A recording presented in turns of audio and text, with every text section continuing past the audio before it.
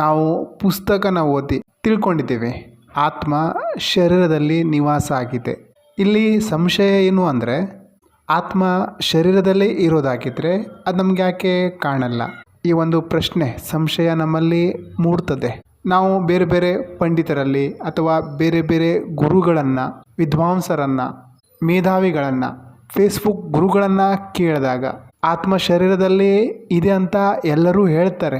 ಆದರೆ ಯಾರೂ ಅದನ್ನು ಅರಿತಿಲ್ಲ. ಹಾಗಾಗಿ ಆತ್ಮಜ್ಞಾನಿ ಆಗೋದು ಕಷ್ಟ. ಯಾರೋ ಆತ್ಮ ನಾಭಿಯಲ್ಲಿ ಇರ್ತದೆ ಅಂತಾರೆ, ಯಾರೋ ಆತ್ಮ ಹೃದಯ ಕಮಲದಲ್ಲಿ ಇರ್ತದೆ ಅಂತಾರೆ, ಯಾರೋ ಆತ್ಮನ ನಮ್ಮ ಆಜ್ಞಾ ಚಕ್ರದೊಳಗೆ ನೋಡ್ಬೋದು ಅಂತಾರೆ, ಇನ್ನು ಯಾರೋ ಮೂರ್ಖರು ಬ್ರಹ್ಮರಂಧ್ರದಲ್ಲಿ ಆತ್ಮದ ನಿವಾಸ ಅಂತಾರೆ. ಒಂದು ವೇಳೆ ಆತ್ಮ ಇರೋದೇ ಆಗಿದ್ರೆ ಅದೆಲ್ಲಿದೆ? ಆತ್ಮ ಅಂದರೆ ವೈಬ್ರೇಷನ್. ಅದು ಸ್ಥೂಲ ಶರೀರದಲ್ಲಿ ಸಿಕ್ಕಾಕೊಂಡಿದೆ. ಅದು ಜಾಗೃತ ಆದರೆ ತನ್ನ ಅನಂತ ಶಕ್ತಿಯೊಂದಿಗೆ ಜಾಗೃತ ಆಗ್ತದೆ. ಯಾಕಂದರೆ ಅದರಲ್ಲಿ ಪರಮಾತ್ಮನ ಅನಂತ ಶಕ್ತಿ ಇದೆ. ಒಂದು ವೇಳೆ ಆತ್ಮನೇ ಇಲ್ಲ ಅಂದಿದ್ರೆ ನಾವು ಕೇಳಿಸ್ಕೊಳ್ಳಿಕ್ಕಾಗ್ತಿತ್ತ? ನಾವು ನೋಡ್ತಾ ಇದ್ವಾ, ಮಾತಾಡ್ತಾ ಇದ್ವಾ, ಅಥವಾ ಯಾವುದೇ ಸುವಾಸನೆನ ಆಗ್ರಾಣಿಸ್ಲಿಕ್ಕಾಗ್ತಾ ಇತ್ತ, ಅಥವಾ ನಾವು ಈ ಶರೀರನ ನಡೆಸ್ತಾ ಇದ್ವಾ? ಏನೆಲ್ಲ ಇದೆಯೋ ಅದು ವೈಬ್ರೇಷನ್ ರೂಪದಲ್ಲಿದೆ. ಆದರೆ ನಾವು ಶರೀರನ ಸತ್ಯ ಅಂತ ನಂಬಿದ್ದೇವೆ. ಹಾಗಾಗಿ ನಮಗೆ ಆತ್ಮದ ದರ್ಶನ ಆಗ್ತಾ ಇಲ್ಲ. ಎಲ್ಲರೂ ಪುಸ್ತಕನ ಓದಿ ಗಿಣಿಪಾಠ ಮಾಡ್ಕೊಂಡಂಥವರೇ ನಮ್ಗೆ ಸಿಗ್ತಾರೆ. ಗಿಳಿ ಥರ ಆಗಿಬಿಟ್ಟಿದ್ದಾರೆ, ಗಿಳಿಪಾಠನ ಮಾಡ್ಕೊಂಡು ಬಿಟ್ಟಿದ್ದಾರೆ. ಎಲ್ಲರೂ ಆತ್ಮದ ಬಗ್ಗೆ ದೊಡ್ಡ ದೊಡ್ಡದಾಗಿ ಲೆಕ್ಚರ್ ಕೊಡ್ತಾರೆ, ಸುಂದರವಾಗಿ ವಿವರಿಸ್ತಾರೆ. ಆದರೆ ನಮ್ಮನ್ನು ಆತ್ಮದ ತನಕ ಮೂಲದಲ್ಲಿ ಯಾರೂ ಕರ್ಕೊಂಡು ಹೋಗಲ್ಲ. ಯಾಕಂದರೆ ಆತ್ಮ ಸ್ವಯಂನಲ್ಲಿ ಪರಿಪೂರ್ಣ. ಗುರು ನಮ್ಮನ್ನು ಸರಿಯಾದ ದಿಕ್ಕಿನ ಕಡೆಗೆ ತಿರುಗಿಸ್ತಾರೆ. ಆವಾಗ ನಾವು ಆತ್ಮದ ಕಡೆ ಟ್ರಾವೆಲಿಂಗ್ ಮಾಡಲಿಕ್ಕೆ ಸಾಧ್ಯ ಆಗ್ತದೆ. ಆವಾಗ ನಾವು ಸೂಕ್ಷ್ಮ ದೇಹದ ಯಾತ್ರೆನ ಮಾಡಬಹುದು. ನಾನು ಕೆಲವೊಬ್ಬರ ಜೊತೆ ಮಾತಾಡಿದಾಗ ಅವ್ರು ಹೇಳ್ತಾರೆ, ನಾನು ಸೂಕ್ಷ್ಮ ದೇಹದ ಯಾತ್ರೆ ಮಾಡ್ತೀನಿ. ಅವರು ಯಾತ್ರೆ ಮಾಡಿ ಏನು ನೋಡ್ತಾರಂದರೆ, ಪಕ್ಕದ ಮನೆಯಲ್ಲಿ ಏನು ನಡೀತಾ ಇದೆ ಅಂದರೆ ಮನಸ್ಸಿನ ಕಲ್ಪನೆ ಮತ್ತು ಭ್ರಾಂತಿಯೊಳಗೆ ಅವರು ಸಿಕ್ಕಾಕೊಂಡಿರ್ತಾರೆ. ಇದೆಲ್ಲ ಮನಸ್ಸಿನ ಕಲ್ಪನೆ ಮತ್ತು ಭ್ರಾಂತಿ ಬಿಟ್ಟರೆ ಬೇರೇನಲ್ಲ. ಸೂಕ್ಷ್ಮ ಶರೀರನ ಬಿಟ್ಟಾಗ, ಶರೀರದ ಹೊರಗಡೆ ಹೋದಾಗ ಅದು ತನ್ನ ಮೂಲ ಉದ್ಭವದ ಕಡೆ ಹೋಗ್ತದೆ, ಅಕ್ಕಪಕ್ಕದ ಮನೇಲಲ್ಲ. ಆ ಕ್ಷಣ ನಮ್ಮಲ್ಲಿ ಶರೀರ ಬಿಟ್ಟ ಭಾವ ಬರ್ತದೆ. ಯಾಕಂದರೆ ಮನಸ್ಸು ತಂದ್ರ ಅವಸ್ಥೆಯಲ್ಲಿರ್ತದೆ. ಈ ಜಗತ್ತಿನಲ್ಲಿ ಇಲ್ಲದೆ ಇರುವಂಥದ್ದನ್ನು ನೋಡಿದಾಗ ನಾವು ಸೂಕ್ಷ್ಮ ದೇಹದ ಯಾತ್ರೆನ ಮಾಡಿದ್ದು ಸತ್ಯ ಅಂತ ನಂಬಬಹುದು. ಅದು ಬಿಟ್ಟು ನಾನು ನಮ್ಮ ರಿಲೇಷನ್ ಮನೇಲಿ ಏನು ನಡೀತಾ ಇದೆ, ಅವ್ರ ಮನೇಲಿ ಏನು ಸಮಸ್ಯೆ ಇದೆ ಅನ್ನೋದನ್ನು ನೋಡಿದೆ, ಅಥವಾ ಕಾಳಿ ದೇವಿನ ನೋಡಿದೆ, ಕೃಷ್ಣನನ್ನು ನೋಡಿದೆ, ಇವೆಲ್ಲ ಮನಸ್ಸಿನ ಭ್ರಮೆ ಬಿಟ್ಟರೆ ಮತ್ತೇನಲ್ಲ. ಈ ಸ್ಥೂಲ ಜಗತ್ತಿನಲ್ಲಿ ಇಲ್ಲದೆ ಇರುವಂಥದ್ದನ್ನು ನೀವೇನಾದರೂ ನೋಡಿದರೆ ಆವಾಗ ನಿಮ್ಮ ಸೂಕ್ಷ್ಮ ದೇಹದ ಯಾತ್ರೆ ನಿಜ ಅನ್ಬಹುದು. ಅಂದರೆ ನಾವು ಇನ್ನೂ ಪಿಂಡದಲ್ಲೇ ಇದ್ದೀವಿ ಅನ್ನೋದು ಇದರ ಅರ್ಥ. ಈಗಿನ ಸ್ವಯಂ ಘೋಷಿತ ಏನು ಗುರುಗಳಿದ್ದಾರೆ ಅವ್ರು ನಮ್ಮನ್ನು ಮೂಲಾಧಾರದಿಂದ ಸಹಸ್ರಾರ ತನಕ ಹೇಳ್ಕೊಡ್ತಾರೆ. ಅಲ್ಲಿಗೆ ಮೂಲಾಧಾರದಿಂದ ಸಹಸ್ರಾರ ತನಕ ಅಲ್ಲಿಗೆ ನಮ್ಮ ಯಾತ್ರೆ ಮುಗೀತು ಅಂತಾರೆ. ಆದರೆ ನಿಜವಾಗಿಯೂ ಸಹಸ್ರಾರದಿಂದನೇ ಯಾತ್ರೆ ಶುರು ಆಗ್ತದೆ. ಮೂಲಾಧಾರದಿಂದ ಸಹಸ್ರಾರ ತನಕ ಅದು ಪಿಂಡನೇ. ಸಹಸ್ರಾರ ನಂತರನೇ ಆತ್ಮದ ಅವಶ್ಯಕತೆ ಬರ್ತದೆ. ಆತ್ಮ ಸಹಸ್ರಾರ ತನಕ ಬಂದಾಗಲೇ ಅದರ ಸ್ಪೀಡ್ ಲೈಟ್ ಸ್ಪೀಡ್ ಆಗ್ತದೆ. ನಮ್ಮ ಋಷಿ ಮುನಿಗಳು ಅಷ್ಟು ಕಡಿಮೆ ಸಮಯದಲ್ಲಿ ಅಷ್ಟೆಲ್ಲ ಶಾಸ್ತ್ರದ ರಚನೆ ಹೇಗೆ ಮಾಡಿದ್ರು? ಆಚಾರ್ಯ ಚರಕರು ಪೂರ್ತಿ ಆಯುರ್ವೇದನೇ ಬರೆದಾಕಿದ್ರು. ಪತಂಜಲಿಯವರು ಯೋಗಶಾಸ್ತ್ರನೇ ಬರೆದಾಕಿದ್ರು.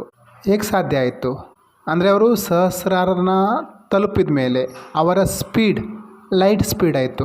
ಅನಂತ ಜ್ಞಾನ ಅವ್ರ ಮುಖದಿಂದ ಪ್ರಕಟ ಆಯಿತು, ಬುದ್ಧಿ ಪ್ರಕಟ ಆಯಿತು.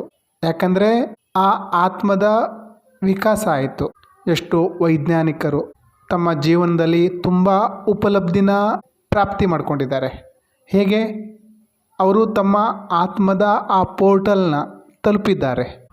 ಯಾರೋ ವಿಜ್ಞಾನಿಗಳು ತಮ್ಮ ಜೀವನದೊಳಗೆ ಎಷ್ಟೋ ಉಪಲಬ್ಧಿ ಮಾಡ್ಕೊಂಡಿದ್ದಾರೆ ಅಂದರೆ ಅವರು ಆ ಆತ್ಮದ ಪೋರ್ಟಲ್ ತನಕ ತಲುಪಿದ್ದಾರೆ. ಅಲ್ಲಿ ಆತ್ಮ ಸೂಕ್ಷ್ಮ ದೇಹನ ತಗೊಂಡು ವಿಜ್ಞಾನಮಯ ಕೋಶದೊಳಗೆ ಪ್ರವೇಶ ಮಾಡ್ತದೆ. ಶರೀರದ ಬೇರೆ ಬೇರೆ ಲೆವೆಲ್ ಇದೆ. ಎಷ್ಟು ಪ್ರಕಾರದ ಶರೀರ ಇದೆ ಅನ್ನೋದನ್ನು ಮುಂದೆ ಹೇಳ್ತೀನಿ.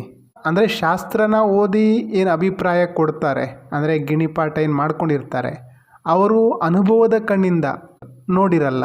ಹಾಗಾಗಿ ಅವರು ನನಗೆ ಸತ್ಯ ಗೊತ್ತಿದೆ ಅಂತಾರೆ.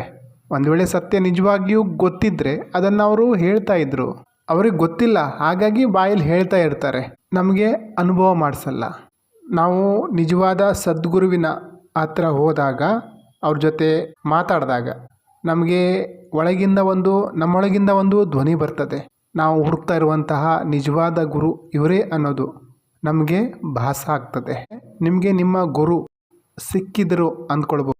ಇಲ್ಲಾಂದರೆ ಶಾಸ್ತ್ರದಲ್ಲಿ ಅದು ಬರೆದಿದೆ, ಕೃಷ್ಣ ಹೀಗೆ ಹೇಳಿದ್ದಾರೆ, ರಾಮ ಹೀಗೆ ಹೇಳಿದ್ದಾರೆ, ಲಲಿತಾಖಂಡದಲ್ಲಿ ಈ ರೀತಿ ಇದೆ, ಶ್ರೀವಿದ್ಯೆಯನ್ನು ಹೀಗೆ ಮಾಡಬೇಕು, ದಶಮ ವಿದ್ಯೆನ ಈ ರೀತಿ ಮಾಡಬೇಕು ಅಂತ ಹೇಳ್ಕೊಡೋರು ತುಂಬ ಜನ ಇದ್ದಾರೆ.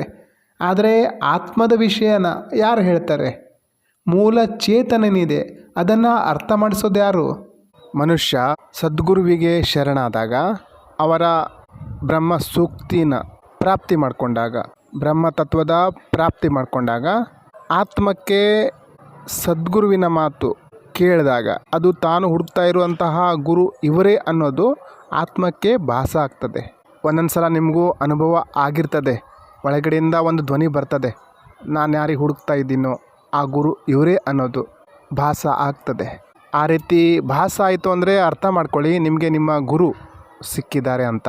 ಇಲ್ಲ ಅಂದರೆ ನಾವು ಇದೇ ಶಾಸ್ತ್ರದ ವಿಜ್ಞಾನದಲ್ಲಿ ಸಿಕ್ಕಾಕೊಂಡಿರ್ತೀವಿ.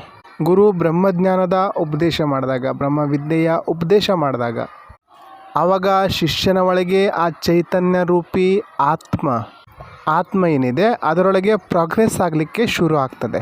ಆ್ಯಕ್ಚುಲಿ ಅದು ಪ್ರೋಗ್ರೆಸ್ಸಲ್ಲೇ ಇತ್ತು, ಆದರೆ ಈ ಅಜ್ಞಾನದ ಪರದೆ ಏನಿದೆ ಅದನ್ನು ಗುರು ಸರಿಸ್ತಾರೆ, ಒಂದೊಂದು ಪರದೆನ ತೆಗಿತಾರೆ. ಗುರು ನಮ್ಮ ಮಾಯೆನ ಕತ್ತರಿಸ್ತಾರೆ, ನಮ್ಮ ಅಜ್ಞಾನನ ಕತ್ತರಿಸ್ತಾರೆ. ನಾವೇನೇನು ಕಲ್ತಿದ್ದೇವೋ ಅದನ್ನೆಲ್ಲ ಝೀರೋ ಮಾಡ್ತಾರೆ. ಜ್ಞಾನನೂ ಯಾರು ತಗೋತಾ ಇದ್ದಾರೆ? ನಮ್ಮ ಬುದ್ಧಿ, ಮನಸ್ಸು. ಆದ್ದರಿಂದ ನಾವು ತರ್ಕ ಮಾಡ್ತೀವಿ. ಆತ್ಮ ಏನು ಅನ್ನೋದನ್ನು ನಿಮ್ಮ ಮನಸ್ಸಿಗೆ ಕೇಳಿ ನೋಡಿ. ಆತ್ಮ ಎಲ್ಲಿಂದ ಬಂತು? ಒಂದು ವೇಳೆ ನೀವು ಎಷ್ಟು ಜ್ಞಾನಿ, ಎಷ್ಟು ಬುದ್ಧಿವಂತರು, ಎಷ್ಟು ವಿವೇಕಿಗಳು ಅನ್ನೋದು ನಿಮಗೆ ಅರ್ಥ ಆಗಬೇಕು ಅಂದರೆ ನಿಮ್ಮ ಮನಸ್ಸಿಗೆ ಕೇಳಿ ನೋಡಿ. ಶಾಸ್ತ್ರದಲ್ಲಿ ಓದಿದ ಜ್ಞಾನ ಅಲ್ಲ, ಯಾರು ಕೇಳಿದ್ದು ಜ್ಞಾನ ಅಲ್ಲ. ನಿಜವಾಗ್ಲೂ ಆತ್ಮ ಏನು ಅಂತ ನಿಮ್ಮ ಮನಸ್ಸಿಗೆ ಕೇಳಿ ನೋಡಿ ಮನಸ್ಸಿನ ಪರಿಸ್ಥಿತಿ ಏನಾಗುತ್ತೆ ಅಂತ. ಆತ್ಮಜ್ಞಾನ ಆಗಿಲ್ಲ ಅಂದರೆ ನಾವು ಹೇಗಾದರೂ ಮುಳುಗ್ತೀವಿ. ನಾವು ಗಂಗೆಗೆ ಹೋಗ್ಬಿಟ್ಟು ಸ್ನಾನ ಬಂದ ಮಾತ್ರಕ್ಕೆ ನಾವು ಎಲ್ಲ ಪಾಪಕರ್ಮ ತೊಳೆದೋಗ್ಬಿಡ್ತು, ಅಥವಾ ನಾವು ಪವಿತ್ರ ಆಗಿಬಿಟ್ವಿ ಅನ್ನೋದು ಭ್ರಮೆ. ಜ್ಞಾನರೂಪಿ ಗಂಗೆಯಲ್ಲಿ ಮಿಂದೇಳೋದ್ರಿಂದ ನಮ್ಮ ಪಾಪ ಕತ್ತರಿಸ್ತದೆ. ಪಾಪಕರ್ಮ ಅನ್ನೋದು ಏನಿರಲ್ಲ. ಪಾಪಕರ್ಮ ಅಂದರೆ ಏನು? ನಮ್ಮ ಸಂಚಿತ ಕರ್ಮ. ನಮಗೆ ಸರಿಯಾದ ಸದ್ಗುರು ಸಿಕ್ಕಿದಾಗ, ಅಂದರೆ ನಮ್ಮ ಆಚರಣೆ ಏನಿದೆ, ನಮಗೆ ಆತ್ಮಜ್ಞಾನ ಪಡಿಬೇಕು, ಈ ಜೀವನ ಮರಣದ ಚಕ್ರದಿಂದ ಹೊರಗಡೆ ಬರಬೇಕು ಅಂತ ನಮಗೆ ಬಲವಾಗಿ ಅನಿಸ್ದಾಗ, ಆವಾಗ ಗುರು ನಮ್ಮ ಎಲ್ಲ ಎನರ್ಜಿನ ಸೆಟ್ಲ್ಮೆಂಟ್ ಮಾಡ್ತಾರೆ. ನಮ್ಮ ಕರ್ಮನ ಕತ್ತರಿಸೋದು ಗುರುವಿನ ಕೃಪೆಯಿಂದ ಮಾತ್ರ ಸಾಧ್ಯ. ಗುರು ನಮ್ಮ ಕರ್ಮನ ಕತ್ತರಿಸಿ ಆತ್ಮಜ್ಞಾನದ ಕಡೆ ಕರೆದೊಯ್ತಾರೆ. ಮೂಲ ಜ್ಞಾನ ಸಿಕ್ಕಿದಾಗಲೇ ನಮ್ಮ ಎಲ್ಲ ಅಜ್ಞಾನ, ಅವಿದ್ಯೆ ದೂರ ಆಗ್ತದೆ. ನಾರದರಿಗೂ ವೇದ ಉಪನಿಷತ್ತಿನ ಎಲ್ಲ ಜ್ಞಾನ ಇತ್ತು, 16 ಪ್ರಕಾರದ ವಿದ್ಯೆ ಸಹ ಅವ್ರಿಗೆ ಗೊತ್ತಿತ್ತು.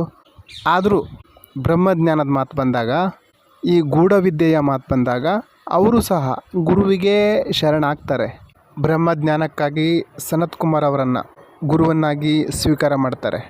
ರಾಮ ಸಹ ವಸಿಷ್ಠ ಅವರಿಂದ ಜ್ಞಾನ ಪಡಿತಾರೆ. ಕೃಷ್ಣ ಸಾಂದೀಪನಿ ಮುನಿಯಿಂದ ಜ್ಞಾನ ಪಡ್ತಾರೆ. ಅಂದರೆ ಅವತಾರ ಪುರುಷರಿಗೂ ಸಹ ಬ್ರಹ್ಮಜ್ಞಾನ ಪಡೆದಂತಹ ಗುರು ಸಿಕ್ಕಿದಾಗ ಅವರಿಗೆ ತಮ್ಮ ಸ್ವರೂಪದ ಜ್ಞಾನ ಆಯಿತು. ಇನ್ನು ನಾವು ಪಂಚತತ್ವದ ಬಗ್ಗೆ ಇಲ್ಲಿ ತಿಳ್ಕೊಳ್ಬೇಕಾಗ್ತದೆ. ಶರೀರ ವಿಜ್ಞಾನನ ತಿಳ್ಕೊಳ್ಳೋದು ಅವಶ್ಯಕ. ಯಾಕೆಂದರೆ ಸ್ಥೂಲ ರೂಪದಲ್ಲಿ ಈ 5 ಪ್ರಕಾರದ ಪಂಚತತ್ವ ಮಾಯೆ ನಮ್ಮನ್ನು ಆವರಿಸ್ಕೊಂಡು ಬಿಟ್ಟಿದೆ.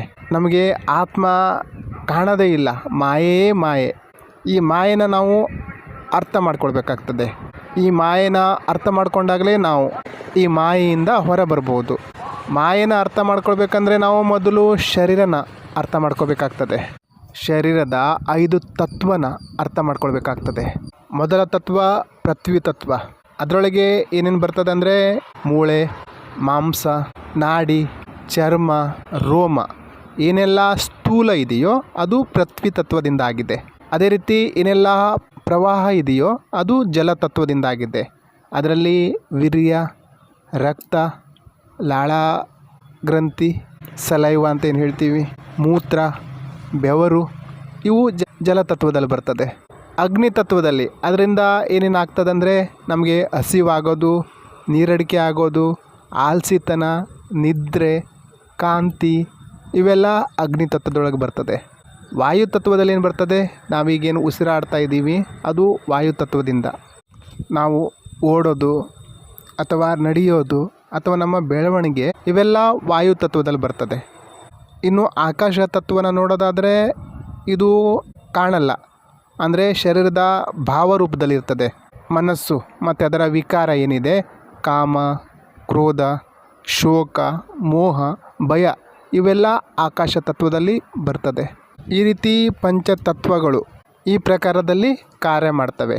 ಈ ಪಂಚತತ್ವಗಳ ಬಗ್ಗೆ ಮುಂದಿನ ವಿಡಿಯೋದಲ್ಲಿ ಇನ್ನೂ ಡೀಟೇಲಾಗಿ ತಿಳಿದುಕೊಳ್ಳೋಣ.